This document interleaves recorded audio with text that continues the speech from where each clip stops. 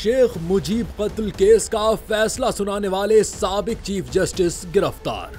बांग्लादेश की अदालती तारीख में बड़ा वाकया सामने आ गया। साबिक चीफ जस्टिस ABM खैरुल हक को कत्ल के एक मुकदमे में गिरफ्तार कर लिया गया। साबिक आला अदालती ओहदेदार की गिरफ्तारी के बायस बांग्लादेश के कानूनी और सियासी हलकों में हलचल मच गई है। बांग्लादेशी पुलिस के मुताबिक साबिक चीफ जस्टिस ABM खैरुल हक को ढाका के इलाके धान मंडी में उनके घर से गिरफ्तार किया गया। ABM खैरुल हक को बगावत और धोखाधड़ी समेत 3 मुकदमात में गिरफ्तार किया गया। गिरफ्तारी के फौरी बाद उन्हें मेट्रोपोलिटन मजिस्ट्रेट की अदालत में पेश किया गया, जहां अदालत ने उन्हें जुडिशियल रिमांड पर जेल भेजने का हुक्म दे दिया।